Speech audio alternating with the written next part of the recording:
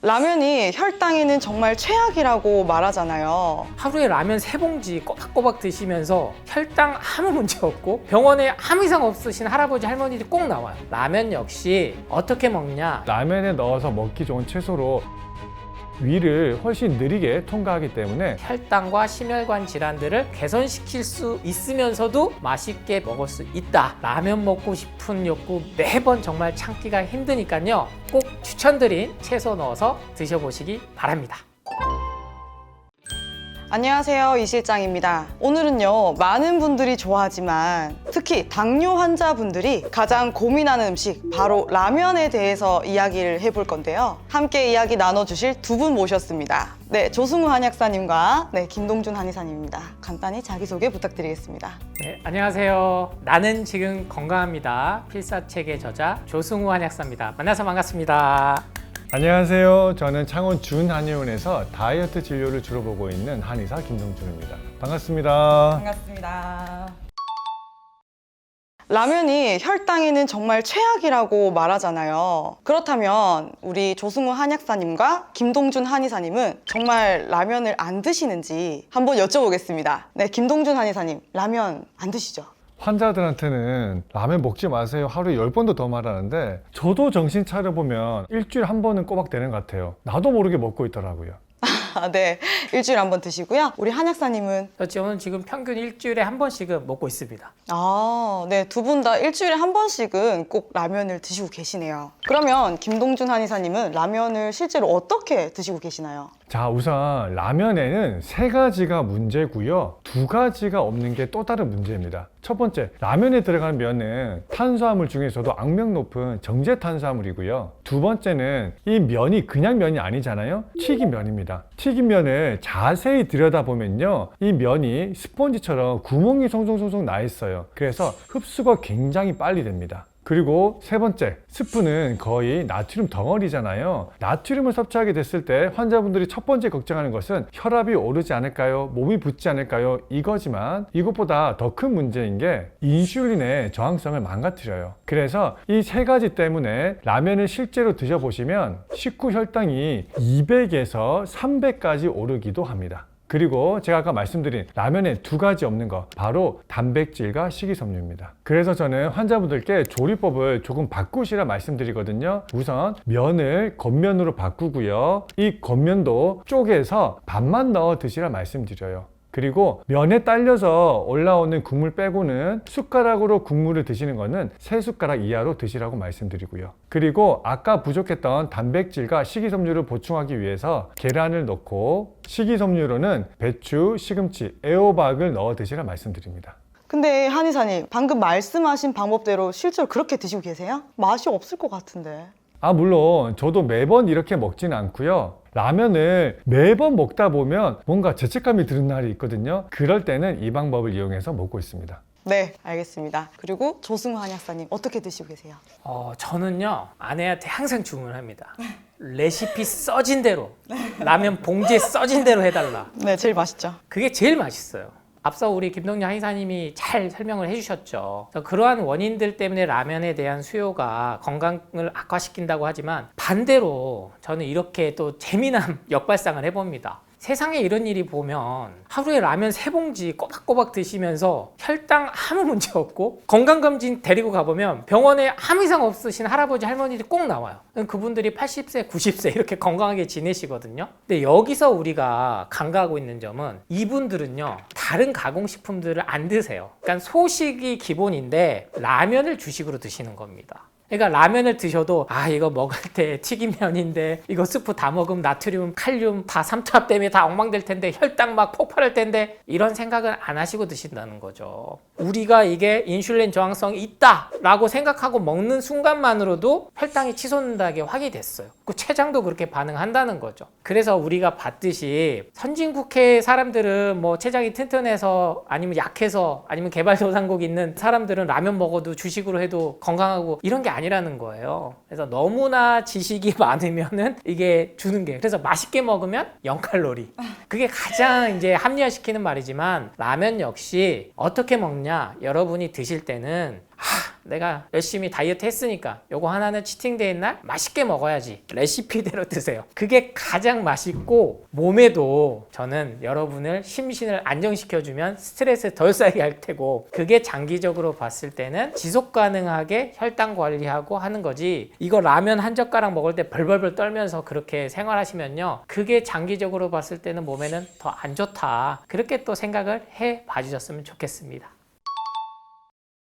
배우 선우영료 선생님 있잖아요. 80세이신데 당뇨가 있으셔도 밤에 출출하면 라면을 끓여 드신다고 해요. 근데 스프를 빼고 국어, 양파만 넣어서 끓여 드신다고 해요. 이렇게 라면에 채소를 넣는 방식이 실제로 혈당 관리에 도움이 될까요? 우선 저는 이 방식에 대해서 첫 번째 말씀드리고 싶은 것은 우리 몸에 좋은 것을 많이 넣는 것보다는 안 좋은 것을 빼는 게 가장 중요하다고 말씀드리거든요. 근데 손우용료 선생님은 스프를 그냥 빼버렸잖아요. 이 부분에서 저는 높은 점수를 주고 싶고요. 두 번째는 보통의 라면에는 식이섬유가 꽤나 부족한 편이에요. 근데 양파나 파를 넣음으로써 식이섬유를 많이 보충을 했잖아요. 이럴 때 나타나는 현상이 라면으로 인한 높은 GI가 상당 부분 이것들로 인해서 희석된다라는 점입니다. 그리고 제가 여기서 한 가지 덧붙이고 싶은 것은, 우리가 라면을 먹게 되는 것은 라면이라는 맛있는 음식을 먹고 싶은 욕구가 있기 때문이잖아요. 그런데 모두 다 빼고 먹어버리면 라면 먹고 싶은 욕구가 충족이 되지 않기 때문에 또 다른 라면을 찾게 되어 있거든요. 그런데 선우용료 선생님은 여기에다가 북어를 넣었잖아요. 북어를 넣게 되면 상당 부분 감칠맛이 살아나기 때문에 건강하게 먹으면서도 라면 먹고 싶은 욕구까지 충족시킬 수 있는 방법이라서 저는 아주 좋은 방법 같아요. 네, 조승환 약사님, 아까 왜 레시피대로 라면을 끓여 먹는 게 좋다고 하셨는데 이렇게 채소를 넣어 먹는 방식은 좀 어떤가요? 네, 저도 우리 배우 선우영 선생님 참 좋아하는데, 레시피대로 하면 가장 맛있다고 말씀드렸지 가장 건강에 좋다고 말씀은 안 드렸어요. 그래서 오랜 연륜에 의해서 본인의 레시피를 찾은 거죠. 그래서 채소 과일식을 제가 강조를 드릴 때 이거를 가장 많이 듣는 질문이, 열을 안 가해야 되는 거 아니냐, 효소가 파괴되는데, 이 질문을 많이 받거든요. 하지만 그렇지 않다. 이 채소 과일은 삶거나 데치거나 이렇게 물에 넣었을 때 거기에 있는 플라보노이드 성분, 즉 수용성 성분들이 물에 나오는 게 확인이 됐습니다. 그러니까 파나 양파는 제일 대표적으로 여러분이 많이 들어보셨을 퀘르세틴, 이러한 플라보노이드 성분들이 나온다는 거죠. 그래서 라면을 먹을 때 건강까지 좀 생각을 하면서 맛있게 먹고 싶다고 한다면 분명히 이러한 파나 양파들을 넣으셨을 때, 근데 이 기준은요, 나만의 레시피를 찾으셔야 돼요. 그러니까 라면 스프를 다 빼고 넣으면 이거 밍밍해서 아예 못 먹고 버리는 경우가 생기거든요. 그래서 처음 하실 때는 라면 스프를 절반만 넣으셨고, 그 다음에는 뭐 3분의 1까지 넣어보고, 그 다음 단계로 이렇게 점점점 가야지, 저 레시피가 좋다니까 바로 따라 하시면은 라면만 괜히 버리는 경우가 되고 스트레스만 더 받는다. 그래서 파하고 양파도 조금씩 양을 늘려가면서, 그럼 분명히 단맛이 나오거든요. 그렇기 때문에 채소 분명히 라면 스프에 넣었을 때 단맛도 올리면서 이런 항산화 성분도 해서 건강까지 혈당을 잡을 수 있다라고 말씀드립니다. 그러면 선우용료 배우님처럼 라면에 채소를 넣어 드시는 분도 많잖아요. 그 중에서 라면에 넣으면 특히 혈당에 좋다는 그런 채소 있으면 몇 가지 추천해 주세요.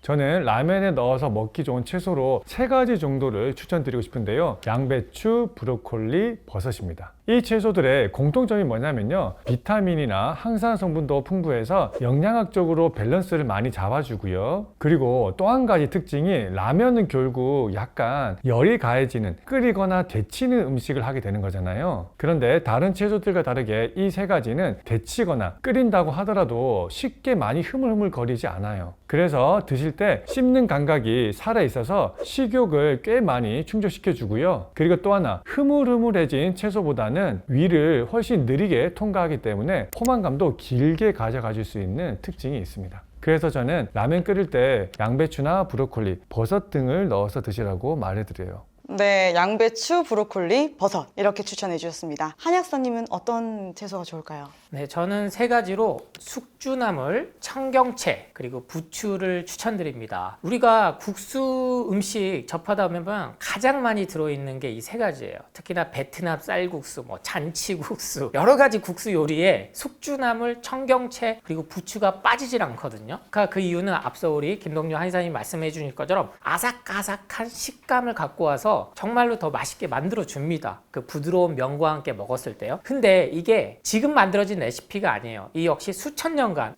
조상들, 선조들이 만들어 놓은 레시피란 이유가 이 밀가루, 아니 그때는 뭐 지금처럼 가공된 밀가루는 아니었겠지만 포만감을 더 주더라는 거죠. 그리고 동시에 이 단백질, 식물성 단백질이 훨씬 더 동물성 단백질보다 높습니다. 어떤 게 높아? 흡수율이 높아요. 물론 예전에는 이 육식, 그 식육을 하는 동물들과 싸워서 이길 수는 없잖아요, 우리가. 그래서 그런 것들 때문에 식물성 단백질을 했겠지만 그거에 맞춰서 우리 몸이 식물성 단백질을 더 흡수하게끔 진화가 되었다는 사실은 자명합니다. 왜냐면 여러분이 생각해 보세요. 베트남 쌀국수에 소고기도 들어가죠. 맛은 있어요. 근데 이게 과연 우리 몸에는 더 좋냐? 너무 많이 먹었을 때는 반드시 콜레스테롤을 높이고 동맥경화를 갖고 오고 여러 가지 심혈관 질환을 갖고 온다라는 건 계속 경고하지만 이 숙주나물과 청경채와 부추를 많이 먹었을 때 이러한 질환들을 갖고 온다라고 경고하지는 않거든요. 그러니까 여러분들이 라면을 먹을 때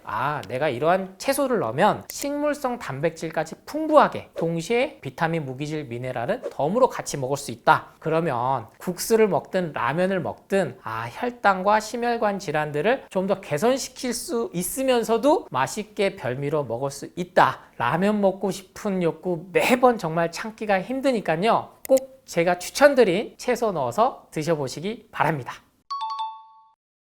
네, 라면을 먹을 때도 그렇고 밥을 먹을 때도 그렇고 당뇨 환자분들은 무엇을 마시느냐도 굉장히 중요한데요. 그럼 식사할 때 습관처럼 마시면 혈당 관리에 도움을 주는 물, 차, 뭐 어떤 것들이 있을까요? 아무래도 당뇨 환자분들은 인슐린을 잘 작동하게 하느냐 그렇지 못하게 하느냐 이게 상당히 중요하잖아요. 그런데 우리가 마시는 차들 중에 상당 부분은 카페인이 있습니다. 카페인은 단순히 우리를 각성하게 할 뿐만 아니라 인슐린의 저항성을 높이기도 하거든요. 그런데 제가 오늘 소개해드리는 현미차에는 카페인이 우선 없고요. 그리고 두 번째로는 차를 드시다 보면 어떤 분들은 뭔가 좀 속이 쓰린데 신물이 올라오나 이런 느낌을 받으신 분들도 많으실 거예요. 반면에 현미차는 그 성격이 굉장히 평하기 때문에 물처럼 마시기에도 크게 부담 없이 접근하실 수 있습니다. 그리고 마지막으로 당뇨 환자분들이 힘들어하는 게 뭐냐면요, 화학적인 성분 이런 것보다도 그냥 자꾸 내가 혈당이 떨어지는 것 같고 뭔가 허기지고 이런 느낌들에 대해서 굉장히 불편해 하시거든요. 그런데 현미차에는 당, 단백이나 전분이 소량 흘러나오기 때문에 당뇨 환자들이 힘들어하는 허기짐을 상당 부분 해소해 줄 수 있습니다. 물론 이것에는 현미차의 화학적 성분 이외에도 고소함의 그 향, 이 향도 상당 부분 도움이 되고요.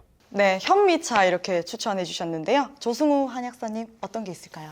이번 질문의 핵심은 이거예요. 라면이나 밥을 먹을 때 물 대신 먹으면 좋은 차. 그러니까 우리가 차는 보통 뭐 식후나 식전 이렇게 먹으면 좋다고 생각하는데 같이 먹었을 때 효과를 줄 수 있는 거거든요. 대부분 지금 당뇨에 좋다고 하면 뭐 대주감자, 여주차, 뭐 여러 가지 이제 뭐 뽕잎차까지 드신 분들이 있는데 이 차는 지금 많이 상용화가 안 되고 있어요. 점점점 안 먹고 있는 차가 바로 오미자차입니다. 그러니까 오미자, 이게 5가지 맛도 있다고 해서 그 뜻도 있고요. 오미자 자체를 먹었을 때 가장 우리가 생각하는 게 시큼한 맛이거든요. 그러니까 이게 공복에 먹었을 때는 조금 위를 자극해서 속쓰림을 유발하는 차긴 해요. 왜? 가공식품에 길들여진 상태에서 먹으면 이게 되거든요. 그런데 이 라면이나 다른 탄수화물과 같이 먹었을 때는 가공된 탄수화물들을 잘 중화시켜주는 역할을 합니다. 이게 커피를 끊는데도 도움을 줘요. 신맛 때문에 드시는 게 있는데 이 오미자차를 대체하면서 식후에 꼭 커피 대신에 오미자차로 드셨을 때 이 몸에 훨씬 더 많은 항산화 성분들을 넣어주는 게 확인이 됐다. 그래서 이 오미자차는 특히 우리 국산에서 국내에서 정말 많이 나는 하나의 약용약재로도 쓰는 정말 좋은 식용 재료이기 때문에 여러분들이 이번 기회에 오미자차도 한번 식간에 그리고 같이 밥 먹으면서 아니면 식후에 커피 대신에 한번 잘 활용해 보신다면 분명히 당뇨 관리하시는데 도움이 되기 때문에 오미자차는 가급적이면 뭘로? 국내산으로 해서 무첨가로 된 전혀 그러한 것들이 화학적인 안 들어간 제품을 잘 고르셔가지고 하시고요. 요걸 직접 사다가 달여서 드신 분들이 간혹 있습니다. 그때는 너무 물량을 적게 하시면요, 분명히 방금 말씀드린 것처럼 좀 속쓰림 유발될 수 있거든요. 그러면 내가 이 물량을 너무 조금 했구나, 좀 늘려서, 그리고 오미자량은 줄여서, 이 레시피는 다 각자의 상황에 맞추셔야 되기 때문에 그만큼 오미자는 약성이 강합니다. 약효가 있다는 거죠. 또 꼭 혈당 관리나 예방에 한번 오미자차를 써보시기 바랍니다. 한 학사님, 저도 평소에 오미자를 워낙 좋아해서 저희 부모님이 담궈 주시던데, 그 담그는 모습을 제가 한번 봤을 때는 그 오미자에다가 설탕을 정말 붓듯이 하시던데, 좀 어떻게 오미자차를 만들어 먹으면 그나마 좀 나을까요?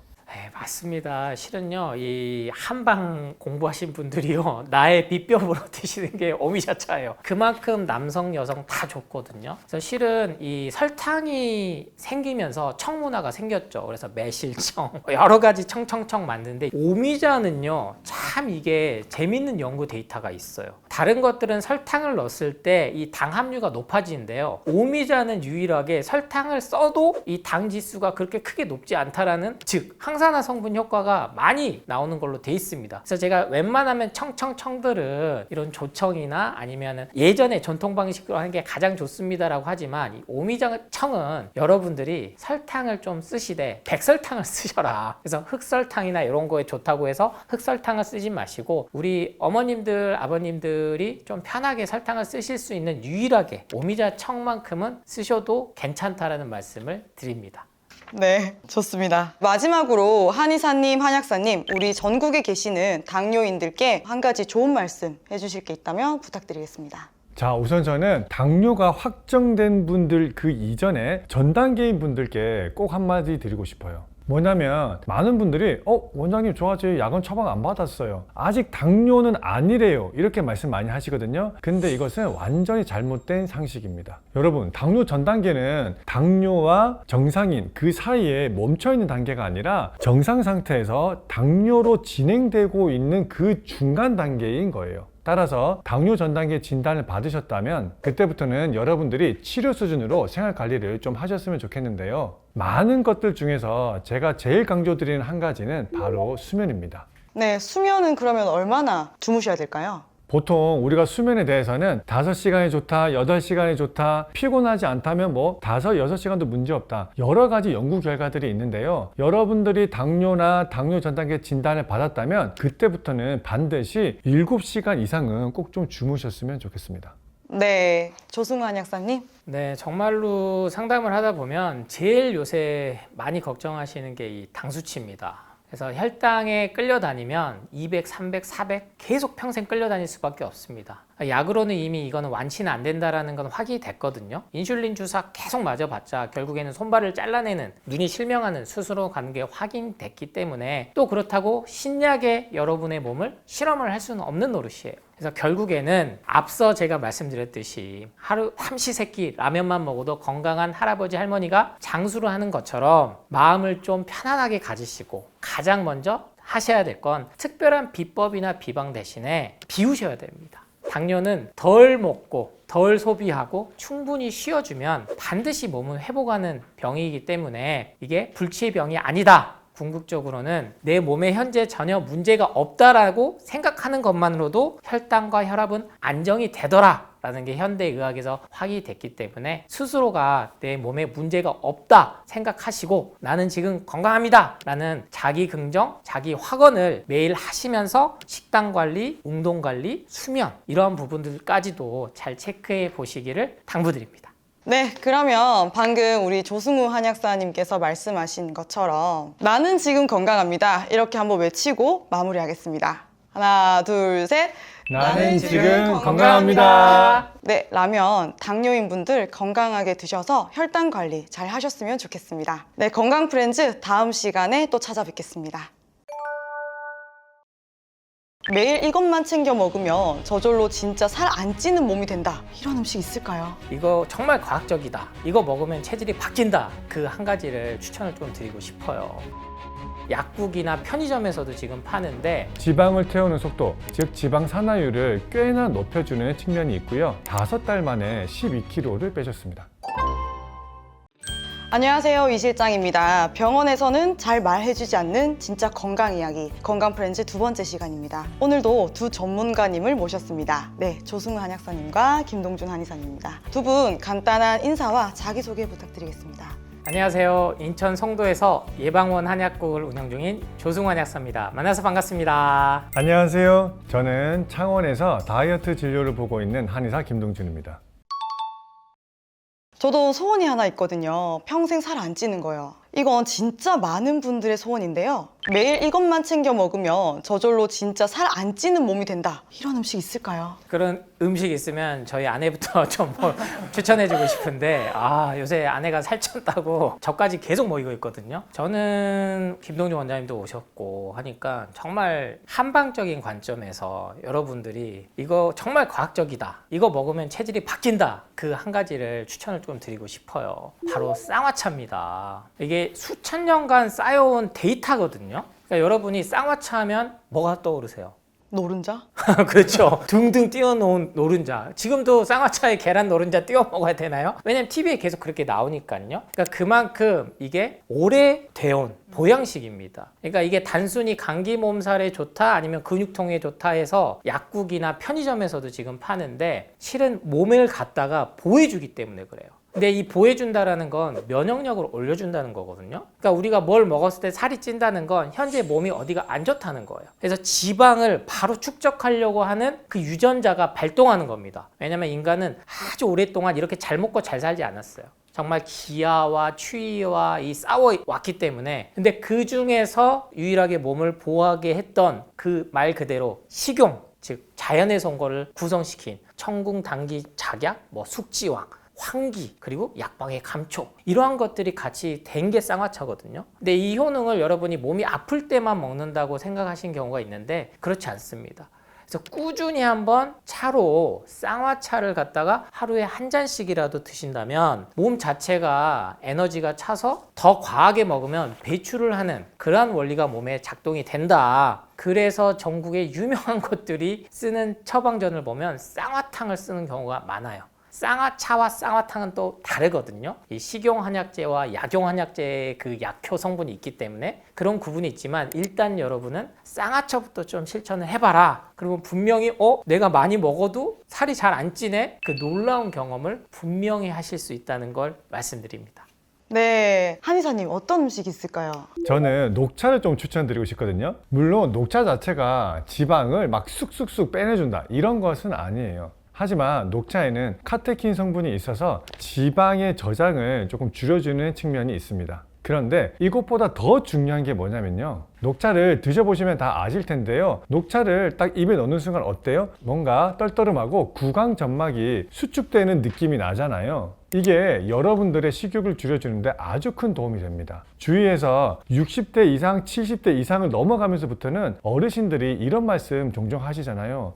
여름이 되니까 땀 흘리고 나니 입이 자꾸 마르고 입맛이 떨어져서 밥 먹기도 싫다. 이런 말씀 한 번쯤 들어보셨을 텐데요. 녹차에 탄닌이랑 폴리페놀 성분이 이런 느낌을 우리에게 주기 때문에 폭식을 예방해 주는데 큰 도움이 되고요. 그리고 또 한 가지 더 말씀드리고 싶은 건요. 녹차 성분이 우리 입안에 있는 아밀라제 효소를 꽤나 많이 중화를 시켜줍니다. 우리가 어떤 음식을 먹었을 때 그 맛이 느껴지는 건요. 무조건 음식을 넣어서가 아니라 이 음식이 어느 정도 분해가 되었을 때 그 음식의 맛이 우리에게 느껴지는 거거든요. 즉 녹차를 마시게 되면 아밀라제 성분이 많이 중화가 되어서 음식의 다이나믹한 맛이 훨씬 더 덜 느껴지세요. 그래서 이 작용 또한 다이어트에 꽤나 큰 도움이 되고요. 아마 이런 점은 여러분들이 팥빵이랑 우유를 생각해 보시면 훨씬 쉬우실 텐데요. 팥빵 단독으로 먹을 때보다 우유를 같이 먹으면 한 개가 아니라 두 개, 세 개 먹기도 쉬워지잖아요. 그 반대되는 음식이 바로 녹차라는 거죠.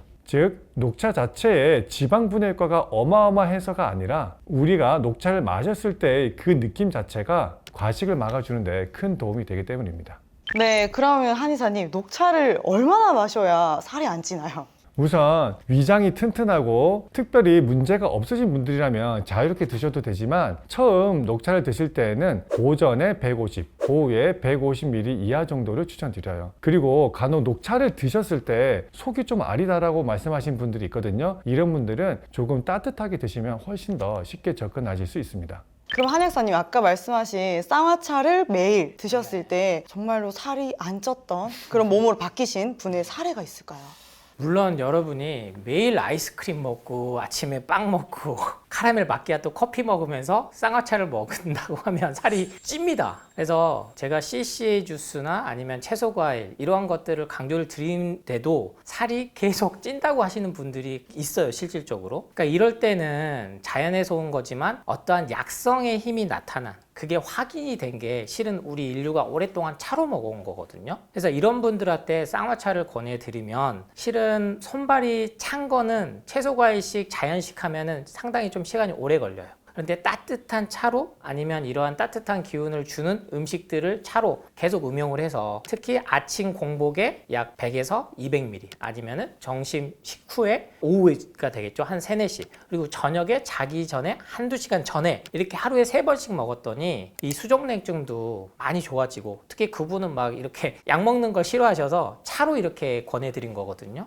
결국에는 살도 적정 체중을 찾아 나가는 사례를 너무나 많이 봤기 때문에 여러분이 평소에 이게 참 누가 권하기가 어려운 거예요. 그래서 이제는 쌍화차에 노른자 굳이 안 띄워 먹어도 된다. 예전에 먹고 살기 힘들 때 단백질 보충을 위해서 노른자를 결합시킨 거지 쌍화차는 있는 그대로 좀 심심하면 고명과 견과류 정도 같이 해주시면 최고의 비타민, 무기질, 미네랄에 지방까지 같이 드실 수 있는 완벽한 식품이다 라고 생각하시면 되겠습니다. 네, 알겠습니다. 그러면은 한의사님 어떤 사례가 있었나요? 자, 우선 저는 딱 어느 환자가 한 명 떠오르는데요. 어떤 환자냐면요, 살은 너무 빼고 싶은데 수면 불안이 있는 환자였어요. 근데 이 환자의 문제가 뭐였느냐, 커피를 너무 좋아하는 게 문제였어요. 거의 중독 수준이었거든요. 왜냐하면 다이어트를 하는 데 있어서 식단이 가장 중요한 건 맞는데요, 두 번째로 중요한 게 바로 수면입니다. 그런데 커피를 좋아하는데 수면 방해 때문에 그동안 살을 많이 못 빼셨던 거예요. 이 이야기를 물론 다른 한의사나 의사 선생님께도 많이 들어왔던 환자거든요. 그런데 중독이라는 거 어떤 건지 아시잖아요. 끊고 싶어도 잘 끊기 힘들기 때문에 중독이 생기는 거거든요. 그런데 이 중독을 그나마 쉽게 풀어내는 방법이 그 행위를 다른 행위들로 대체를 해줄 때 비교적 이 중독이 쉽게 해결되는데요. 그래서 저는 이 환자분께 단순히 커피 끊으세요, 수면에 방해됩니다 라고 말씀드린 게 아니라 커피 대신에 녹차로 대체를 시켜줬고요. 그 결과 녹차에도 어느 정도의 카페인이 있기 때문에 커피를 대체하는 느낌이 환자분에게는 낫고요. 그리고 결정적으로 커피보다는 훨씬 더 수면에 영향을 덜 주기 때문에 아무 문제 없이 다이어트를 잘 하실 수 있었습니다. 그래서 이 환자의 경우에 녹차로 바꾸기 전에는 3달에 2kg를 겨우 빼신 분이 커피를 녹차로 대체하면서는 5달 만에 12kg를 빼셨습니다. 다이어트 할 때 사실 제일 힘든 게 야식이잖아요. 그런데 진짜 못 참겠다 싶을 때 이 음식을 먹으면 그래도 살이 좀 덜 찐다 하는 게 있을까요? 정말 밤에 먹는 치킨이 맛있습니다. 이상하게 낮에 먹는 족발보다 밤에 먹어야 맛있어요. 그러니까 이 밤에는 우리가 주기가 바뀐 거죠. 낮보다 더 활성화돼 가지고 점점점 이게 식욕이 땡기는 건데, 제가 채소 과일은 마음껏 드셔도 된다 이렇게 했더니 정말 많이 드셨는데 이 치킨과 같이 드시면 살이 찝니다.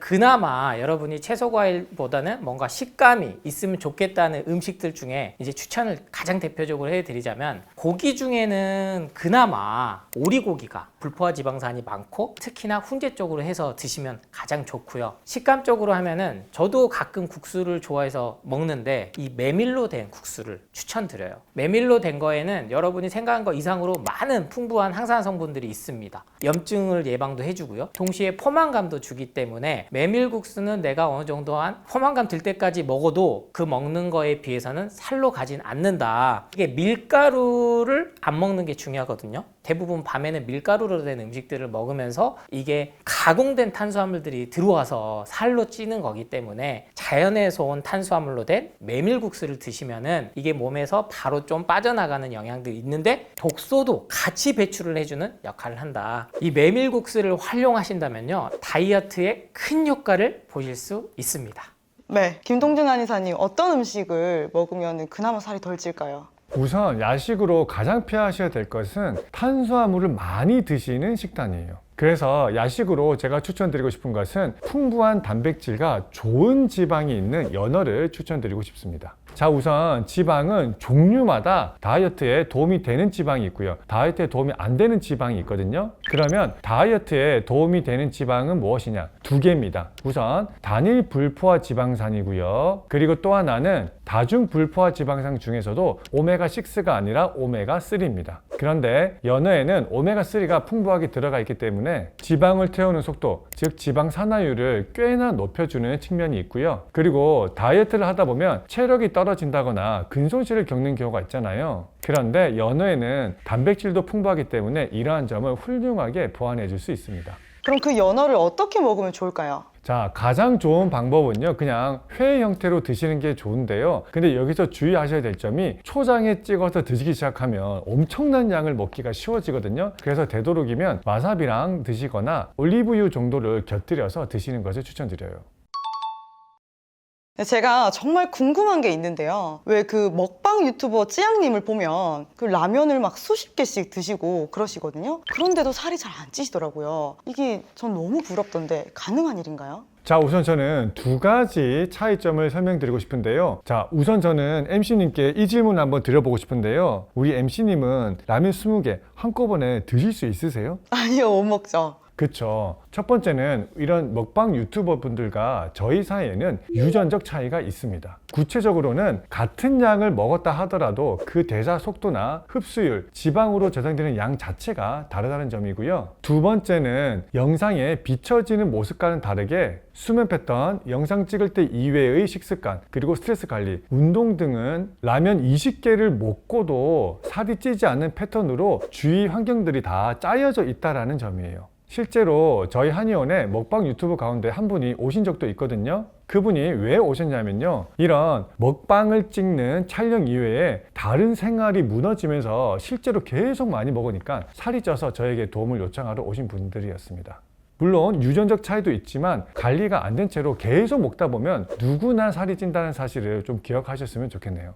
네, 그럼 조승환 약사님, 이게 가능한 일일까요? 찌양님 저도 참 좋아하고 대리만족을 위해서 자주 봅니다. 그러니까 인간의 본능 중에 정말 식욕이 차지하는 부분이 크다. 근데 방금 우리 김동률 원장님 말씀하신 것처럼 이건 유전적인 게 가장 큽니다. 실제로 전 세계 먹방 유튜버들을 보면요, 이렇게 살이 안 찌는 경우는 보기 힘들어요. 찌양님 같은 경우는 정말 극소수에 해당되는 그 유전자에 해당한다. 이거는 뭐 피부는 타고난다고 하지만 이것도 타고나야 됩니다. 그래서 이걸 따라 하시면 안 돼요. 단순히 이게 저는 경계를 해야 되는 게 조금 그 먹방 자체를 통해서 돈을 벌어야겠다 생각하시는 분들이 있는데 결국엔 병원비로 더 나가거든요. 그러니까 요거는 내가 라면 20개를 억지로 참고 웃으면서 먹었지만 그거를 소화하고 배출할 힘이 없으면 결국에는 몸은 장기적으로 봤을 때 망가진다. 그 사례들은 세계적인 유명한 먹방 유튜버들이 결국 살쪄서 아프고 다시 또 다이어트한 거를 또 그걸 올렸다가 또 요요 와가지고 또 아프고. 그러니까 너무나 큰 편차를 가지게 하는 거는 기본적으로 우리 인간에게 보편화된 유전자들에게는 어렵다. 그래서 요거를 나도 한번 이렇게 먹방 유튜버가 봐야지 라고 생각하시는 꿈나무들이 있다면 저는 극구 좀 말리고 싶고, 결국에는 즐겁게 하지 않는 이상은 스트레스 받으면서 할 때는 반드시 몸에 데미지가 온다는 걸 기억해 주셨으면 좋겠습니다. 최근 다이어트에 대한 관심이 높아지면서 다이어트 강박에 대한 이슈도 커지고 있거든요. 한 약사님은 이런 다이어트 강박에 대한 사례 어떤 게 있었을까요? 맞습니다. 이 강박과 집착에서 결국에는 좀 벗어나야 된다. 제가 이렇게 10년 넘게 제 몸도 쪄봤다가 빼봤다가 많은 상담을 하면서 느꼈던 거는, 결론은 마음이 편해야 된다는 거예요. 살을 빼야 된다, 반대로 살이 쪄야 된다 하시는 분도 많거든요. 그럼 결국에는 가장 극심한 극단적인 사례는, 최고로 안 좋은 건 몸은 살은 빠졌지만 우울과 무기력감이 생기는 겁니다. 그래서 다이어트는 결국에는 이 강박과 집착으로 와서, 그러니까 누가 봐도 예뻐요. 그리고 날씬해요. 근데 본인은 만족을 못하는 거예요. 그래서 계속 폭식증, 거식증 반복하게 되고 결국에는 스스로 너무나 부정적인 기운에 사무치게 된다. 그래서 여러분들이 다이어트라는 거는 결국엔 가장 중요한 건 건강을 회복해야 된다는 거. 근데 이 건강은 몸뿐만 아니라 마음에 괴로움이 없는 상태여야 된다. 그래서 내가 누가 봐도 저 사람 좀 풍채가 좋네, 아니면 배가 나왔네, 이렇게 얘기를 하더라도 내가 행복하면 된다는 거예요. 그래서 칼로리에서도 벗어나야 되고 식단을 하루에 몇 끼를 먹어야 되냐, 몇 시에 먹어야 되냐. 전 채소 간식 할 때도 본인의 상황에 맞춰서 하셔야 된다. 그게 가장 중요하다라는 말씀을 가장 드리기 때문에 결국에는 마음의 병에서, 마음의 그 괴로움에서 벗어나는 게 가장 여러분이 기억하셔야 되는 거다라고 강조를 드립니다. 네, 그러면 한의사님, 다이어트 강박에 대한 환자분 사례 좀 있었나요? 네, 이런 사례는 굉장히 많은데요. 제가 이번에 소개해드리고 싶은 사례는 두 부부가 손을 잡고 들어온 케이스였어요. 이제 환자는 아내분이셨거든요. 진료실 문을 열고 들어올 때는 80kg셨는데요. 그 전에는 165cm에 56kg였다고 했어요. 이게 어떤 사례냐면요. 본래는 165cm에 56kg였는데 평소에도 50kg까지 빼고 싶어 하던 분이셨거든요. 그런데 남편분이 장기로 해외 출장을 가게 되면서 집안일에 육아, 직장 스트레스까지 겹치면서 이분이 60kg까지 쪘던 거예요. 그런데 56kg일 때도 있었던 다이어트 강박이 60kg가 되고 나니까 더 심해져서 이분이 선택하신 게 뭐냐면요. 수면을 줄이면서 운동을 하기 시작한 겁니다. 그런데 수면을 줄이니까 운동을 해봤자 살도 빠지지 않았고, 그보다 더 큰 문제는 수면을 줄이고 나니까 다음날에 아이들한테 막 짜증을 냈다라는 거죠. 그리고 짜증내고 나면 몰려오는 게 아이들에 대한 미안함과 죄책감이잖아요. 이것이 다시 스트레스가 되어서 폭식을 이어나가서 80kg가 되어서 저를 찾아왔던 케이스예요. 아까 우리 조승호 한약사님도 말씀하셨지만 살을 뺀다라고 하는 것은 삶 전체가 어느 정도는 바뀌어야 되는 것들이거든요. 그래서 내 삶이 훼손될 정도로 어떤 행위를 하면서 다이어트 하시는 거는 저는 꼭 좀 말리고 싶습니다. 네, 오늘 이렇게 두 분께서 다이어트에 좋은 물과 그리고 야식으로 먹으면 그나마 좋은 음식에 대해서 말씀해 주셨는데요. 꼭 실천하셔서 살 안 찌는 체질로 변하셨으면 좋겠습니다.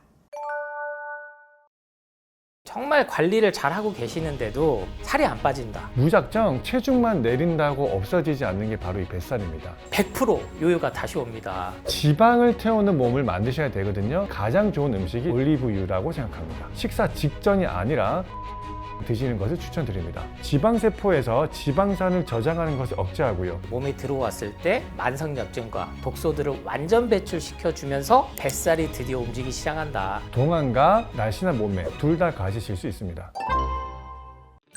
안녕하세요, 구독자 여러분. 저는 다이어트를 전문으로 상담하고 있는 이 실장입니다. 오늘은 많은 분들이 궁금해하시는 뱃살 관리에 대해서 알아볼 텐데요. 전문가 두 분을 모셨습니다. 조승우 한약사님과 김동준 한의사님입니다. 자기소개 부탁드리겠습니다. 네, 반갑습니다. 인천 송도에서 예방원 한약국을 운영하고 있는 조승원 한약사입니다. 네, 안녕하세요. 저는 다이어트를 통해서 삶을 바꿔드리고 있는 한의사 김동준 원장입니다.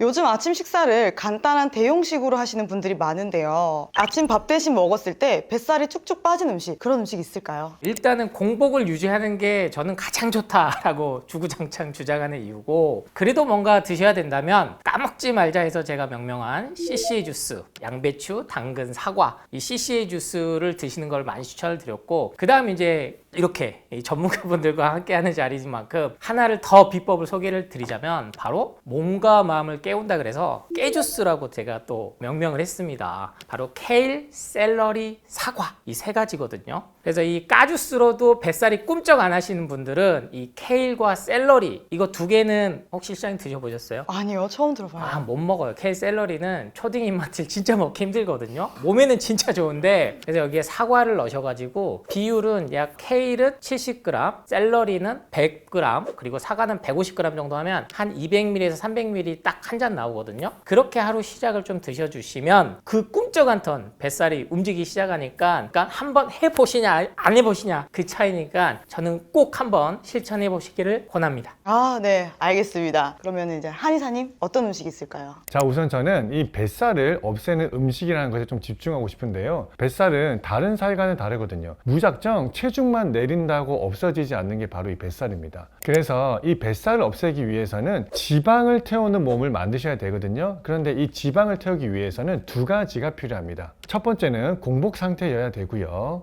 두 번째는 우리 몸에 지방만 넣어줘야 돼요. 왜냐하면 우리 몸에는 지방만 들어오지 않고 다른 당이나 탄수화물이 함께 들어올 때는 지방을 태우지 않고 당이나 탄수화물부터 에너지를 사용하기 시작합니다. 이렇게 되면 지방의 대사는 점점 그 순위가 뒤로 밀리는 경향이 있거든요. 따라서 아침 공복에 지방만 넣어줘서 강제로 지방만 태우는 연습을 우리 몸에 시켜줘야 돼요. 그리고 이 지방을 태우는 연습을 시키는데 가장 좋은 음식이 저는 올리브유라고 생각합니다. 왜냐하면 올리브유에는 올레산이 많이 들어있기 때문에 지방 대사를 활성화하는데 굉장히 큰 도움이 되기 때문입니다. 아, 그러면 올리브유는 얼마나 먹어야 되는 걸까요? 올리브유 같은 경우는 저는 밥 숟가락으로 한 숟가락 정도를 추천드리거든요. 양으로 따지면 10에서 한 15ml 정도인데요. 제가 여러 환자분들께 다 권해보니까 간혹 20ml 이상 드셨을 경우에는 가벼운 구역감이나 메스꺼움을 호소하는 분들도 많이 계셨어요. 그래서 가장 시작하기 쉬운 무난한 양은 10ml 정도입니다. 그리고 제가 여기서 팁 하나를 더 드리자면 요즘에 다이어트 약으로 가장 유행하는 게 위고비잖아요. 바로 식욕 억제 효과 때문인데요. 올리브유에도 위고비만큼은 아니지만 거의 그에 준하는 식욕 억제 효과가 있거든요. 이를 확실히 체감하기 위해서는 식사 직전이 아니라 식사 20분 전쯤에 드시는 것을 추천드립니다. 왜냐하면 올리브유가 우리 몸에 들어가서 활성화되는 데는 그 정도의 시간이 필요하거든요. 그런데 올리브유를 처음 접하시는 분은 약간 부담감을 느낄 수 있는데요. 혹시 조금 잘 먹을 수 있는 팁이 있을까요? 사실 올리브유가 익숙하지 않았던 분들은 올리브유만 먹기에는 상당히 이 맛이 접근하기 어려운 면도 있습니다. 그래서 제가 이런 분들께는 토마토에 올리브유를 곁들여서 먹는 방식을 좀 추천드리는데요. 우선 토마토는 GI가 15밖에 되지 않기 때문에 혈당을 거의 올리지 않고요. 그리고 우리 몸에서 에너지를 저장하는 곳이 지방세포잖아요. 지방세포에서 지방산을 저장하는 것을 억제하고요. 그리고 에너지는 어디서 쓰나요? 미토콘드리아에서 씁니다. 미토콘드리아에서 지방산을 쓰는 이 대사율을 높이기 때문에 지방 저장을 줄이고 에너지 대사를 높이는 다이어트에 아주 유리한 음식입니다. 그럼 아까 한약사님께서 말씀하신 KCA 그리고 CCA 그거는 어떤 원리로 해서 뱃살이 쭉쭉 빠지는 건가요? 네, 정말로 방금 우리 원장님께서 위고비 싹 센다 이런 언급도 해주셨는데 이 약물로 빠진 살은 정말 100% 요요가 다시 옵니다. 하지만 자연에서 온 거 그대로 양배추, 케일, 샐러리에는 설프라판 여러분 너무 많이 들어보셨을 거예요. 폴리페놀과 비타민, 무기질, 미네랄 그리고 특히 샐러리에는 루테올린이라는 성분이 정말로 강력한 항산 성분이 들어있거든요. 이런 자연에서 온 것들이 몸에 들어왔을 때 만성염증과 독소들을 완전 배출시켜주면서 뱃살이 드디어 움직이기 시작한다. 실은 이 뱃살이라는 건요, 내 몸에 현재 만성염증, 독소들이 많아서 그거를 꽉 쥐고 있는 겁니다. 그래서 안 나가는 이유가 살려고 안 나가는 거예요. 그렇기 때문에 이걸 자연 배출시켜주기 위해서는 인위적으로 강력하게 만든 것들 거보다는 자연에서 온 것 그대로, 즉 식약동원, 약과 음식은 하나라다. 이거를 꼭 기억을 해주시고 드시면 되겠습니다. 자, 그렇다면 반대로 많은 분들이 아침 밥 대신에 먹고 있지만 의외로 살을 찌게 만드는 그런 최악의 음식은 어떤 것이 있을까요? 이미 많이 들어보셨을 거예요. 여러 가지 음식들이 나오지만 저는 여러분이 정말 관리를 잘하고 계시는데도 살이 안 빠진다. 그럼 이것부터 저는 끊으라고 항상 말씀을 드립니다. 바로 우리 실장님 유산균 드세요? 네.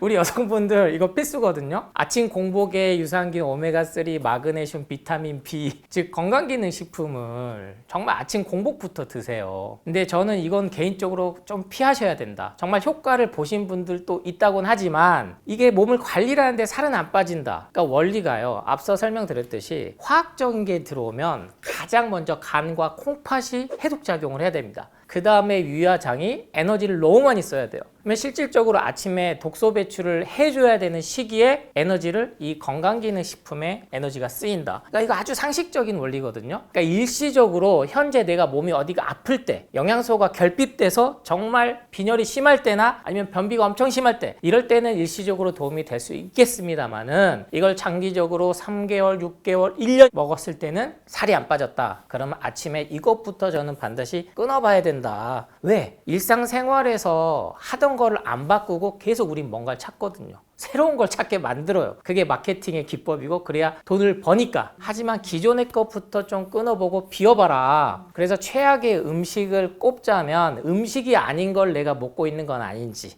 즉 화학 첨가물 덩어리들은 실은 음식이 아니다라는 생각을 기본적으로 꼭 가지셨으면 좋겠습니다. 네, 그러면 한의사님은 어떻게 생각하세요? 저도 이 의견에 100% 공감합니다. 저희 한의원에 다이어트를 하시러 오시게 되면 작성하는 설문지가 있거든요. 그 설문지에 어떤 건강기능식품을 드시고 있으세요라고 여쭤보는데 막 여러 가지 적으세요. 근데 저는 그냥 딱 한마디만 합니다. 이거 다 끊고 저랑 다이어트 하실게요. 이렇게요. 제가 왜 이런 건강기능식품을 줄이거나 거의 끊으라고 말씀드리냐면요. 다이어트라고 하는 것은 우리 몸에 또 다른 입력값이 들어가는 거예요. 즉 먹는 것을 줄여서 내 살이 빠지려는 이 결과값을 얻어내야 되잖아요. 그런데 자연에서 온 것들이 아닌 이런 인공적인 것들을 막 넣었을 때 내가 의도한 입력값을 넣었다고 하더라도 그 의도대로 결과값이 안 나오는 경우가 있거든요. 즉 나는 열심히 운동하고 먹는 것도 줄였는데도 살이 안 빠지는 경우가 은근히 이 건강기능식품 때문인 경우가 많습니다. 그러니까 이게 저희가 한약사 나왔으니까 건강기능식품 먹지 마라 막 이렇게 또 댓글 달 수도 있는데 실제로 가장 그 권위 있는 그 몇 개 기관이 있는데 그 중에 하나가 메이오 클리닉이 있어요. 미국에서 전 세계에서 1, 2위를 앞다투는 데인데 여기는 얼마나 현대의학 과학이 집대성 된 곳이겠습니까? 거기에서 암 환자들이나 만성 질환 환자들한테 가장 먼저 하는 게 건강기능식품 화학적인 보조제를 다 끊게 먼저 하고 자연식을 시키는 거예요. 그러니까 이게 다 과학적인 데이터가 집대성된 거니까 정말로 이 맹신을 한다? 이게 어렵거든요. 그러니까 무서워요. 그러니까 계속 이게 몸에 좋다. 과연 그게 간이 좋아할 것인가? 그 단백질을 우리가 다 소화하고 흡수하고 배출할 수 있느냐? 그건 아니다라는 게 현대 과학에서 밝혀졌기 때문에 너무 뭐든 과하게 먹으면 안 좋다. 이렇게 생각을 해주시면 좋겠습니다. 네, 그러면 한약사님 너무 불안해요. 안 먹으면. 그럼 일주일에 몇 번 정도 먹는 게 좋을까요? 방금 앞서서 말씀드렸듯이 뭐 마그네슘을 먹었더니 눈 떨림이 멈췄다. 실은 이거는 과학적 연구 결과는 없어요. 플라시보 효과라고 대부분 설명을 하거든요. 하지만 저는 심리적 안정이 궁극적으로는 몸에 영향을 끼친다. 그래서 여러분이 채소 과일을 챙겨 먹기가 어려우니까 영양제를 먹는다 이렇게 생각을 하시는데 이 영양제는 특히나 메가도스 점점점 고용량으로 나와요. 그래서 일주일에 한 번만 먹어도 충분하다. 그러니까 매일 챙겨 먹으면 과용량이다. 근데 매일 먹어야 이게 빨리 소진이 되고 빨리 사고 빨리 팔 수가 있잖아요. 그러니까 여러분이 생각하는 것 이상으로 비타민, 무기질, 미네랄은 그렇게 많이 필요하지 않습니다. 우리 인체에. 그래서 매일 내가 9,000ml를 먹어야 된다. 그렇게 꼭 고정관념을 안 가셔도 되니까 저는 일주일에 딱 한 번만. 대신에 그 한 번 먹는데 수십 알을 막 털어넣으라는 얘기가 아니고요. 그러니까 돌아가면서 좀 골고루 드셔도 되니까 이걸 같이 여러 개를 먹었을 때 효과가 있다라는 논문은 하나도 없어요. 되려 여러 개를 같이 먹었을 때 분명히 간과 콩팥은 망가진다라는 연구 논문은 계속 쏟아져 나오고 있기 때문에 좀 비워라. 그래서 정말 드시고 싶다면 일주일에 한 번씩만 먹어도 충분하다. 제발 자연에서 온 음식으로 대체를 먼저 해봐라 말씀을 드립니다. 네, 저도 오메가3랑 유산균 매일매일 먹고 있었는데 조금 줄여봐야겠네요. 다이어트를 해서 살 빠지는 건 좋지만 얼굴이 푹 꺼져서 주름이 도드라져 보이거나 주변에서 늙어 보인다 이렇게 말을 한대요. 조금 피부 탄력도 지키면서 건강하게 다이어트를 할 수 있는 방법 어떤 것이 있을까요? 자, 우선 이건 제가 진료실에서 실제로 질문도 많이 받고요. 가끔은 제가 컴플레인도 많이 받는 내용이긴 하거든요. 그런데 여기서 구분하셔야 될 게 있습니다. 진짜 피부 노화로 인한 주름과 다이어트로 인해서 살짝 나이가 들어 보이는 것은 차이가 있습니다. 우리가 노화는 나이가 먹어감에 따라서 세포가 손상되고 세포가 그 기능을 제대로 못할 때 나타나는 현상이고요. 반대로 다이어트로 인한 주름은 우리의 피부가 이렇게 표피가 맨 위층에 있잖아요. 표피 밑에 진피 그리고 지방, 그리고 그 밑에는 근육층이 있는데요. 이 밑에 지방층과 근육층이 표피를 잘 지지해주지 못해서 생기는 주름이기 때문에 잘못된 다이어트를 하지 않고 제대로만 다이어트를 하신다면 얼마든지 동안과 날씬한 몸매 둘 다 가지실 수 있습니다.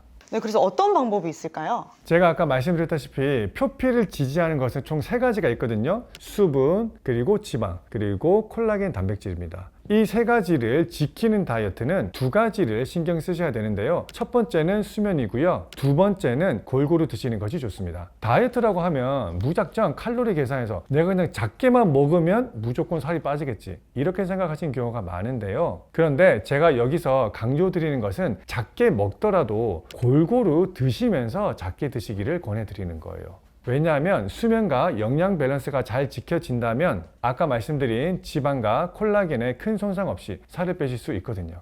네. 그러면 수면은 몇 시간 정도 자는 게 좋을까요? 자, 수면은 제가 딱 그냥 정해드릴게요. 되도록이면 7시간 이상은 꼭 주무셨으면 좋겠어요. 간혹 제가 이렇게 말씀드리면 원장님 저는 5시간 자도 하나도 안 피곤한데요? 라고 말씀하시는데요. 피곤하거나 피곤하지 않더라도 우리 몸의 원활한 재생을 위해서는 7시간 수면은 꼭 필수적입니다. 네, 7시간 정도 자야 좋다고 하십니다. 우리 한약수님은 어떻게 생각하세요? 다이어트라는 거는요, 꼭 살을 빼는 것만 뜻하는 건 아니다. 그러니까 내 적정 체중을 찾아다는 게 다이어트라고 생각하시면 되는데, 급하게 정말로 이 강박에 못 이겨서 한 달에 뭐 10kg, 뭐 3개월 한 20kg 그렇게 뺐을 때 피부 탄력은 당연히 빠집니다. 그래서 여기서 문제가 뭐가 등장하느냐, 콜라겐을 따로 챙겨 드시는 분들이 있어요. 그러니까 채소과일식으로 자연식물식으로 다이어트를 하시는데도 이 피부가 처지니까 콜라겐을 먹어야 된다는 생각을 하는 건데, 그러실 필요는 없다. 그래서 일시적으로 분명히 다이어트를 할 때 빠지면은 얼굴이 처지거나 피부가 처지는 거 있지만, 여기서 이거를 분간을 하셔야 돼요. 내가 닭가슴살, 단백질 쉐이크, 그리고 가공식품으로 인해서 다이어트를 해서 이렇게 홀쭉해지는 거랑 그냥 채소과일식 하면 하면서 자연스럽게 홀쭉해진 거랑 분명히 차이가 있어요. 이거는 시간이 3개월에서 6개월 정도 지나면 회복이 합니다. 왜냐하면 채소과일식에는 비타민, 무기질, 미네랄, 앞서 우리 김동진 원장님이 말씀하신 그 지방층들, 피하지방층에 수분 공급을 해줄 수 있는 거는 이 가공식품, 육가공식품들이 아니거든요. 그래서 여러분들이 가장 기억하셔야 될 거는, 다이어트를 할 때는 몸에 수분 공급을 해줄 수 있는 비타민, 무기질, 미네랄을, 그런 것들을 해줄 수 있는 음식으로 다이어트를 지속 가능하게 해야지, 짧게 했을 때는 뭐든지 그거에 대한 대가는, 책임은 내가 져야 된다. 그러니까 얼굴이, 우리 중년 여성분들 40, 50대들 조금 살 빠지면 얼굴 좀 보기 안 좋아, 그 얘기 많이 들으시는데 한 3개월은 좀 참고 이겨내셔야 돼요. 그래서 그 말 듣고 스트레스 받아서 다시 먹으면 다시 찌거든요. 반드시 회복을 합니다. 피부 탄력은. 그래서 피부과 가서 이거를 뭐 올리는 거 시술해야 되나, 아니면은 뭐 여기다가 또 레이저를 맞아야 되나, 이런 고민하지 마시고 3개월만 좀 버텨라. 네, 시간이 반드시 필요합니다. 그러니까 살이 빠지고 나서 다시 피부가 회복 탄력성을 회복하는 데는 3개월 정도 걸리니까 그걸 명심하고 기다리시면 좋겠습니다. 그러면 특별히 다이어트 할 때 좀 조심해야 하는 게 있을까요? 네, 있습니다. 우선은 아까 조승우 한약사님이 말씀해 주신 대로 저희 한의원에서는 살을 빼고 나도 매주 한 4주 정도는 뺐거든요. 그래서 방금 말씀하신 것처럼 체중 감량 이후에 4에서 6주만 지나시면 얼굴이 꺼진 부분은 상당 부분 많이 회복하게 됩니다. 여러분들이 건강하게 다이어트를 하셨다면 4주 정도만 기다리시면 꺼졌던 피부는 많이 차오르기 때문에 조금 기다려 보시기를 권해드리고요. 그리고 제가 제일 경계하는 다이어트가 있습니다. 그게 뭐냐면요, 여러 번 살을 뺐다가 쪘다가 반복하는 다이어트입니다. 이걸 경험해 보신 분들은 아마 다 아실 텐데요, 여러 번 살이 뺐다 쪘다 했을 때 줄어드는 부분은 얼굴이고요, 꺼지는 부분은 얼굴이고요, 똑같은 체중이라 하더라도 여러 번 뺐다 쪘다를 반복했을 때 나오는 부분은 아랫배입니다. 따라서 여러분들이 정말 살을 빼야 하는 처지라면 되도록이면 한 번에 꾸준한 감량 뒤에 그 체중을 유지하시기를 권해드려요. 네, 여기까지 뱃살 쭉쭉 빠지는 아침 공복 음식과 다이어트 꿀팁 알아봤는데요. 잘 실천하셔서 뱃살 없는 몸 만들기 바랍니다.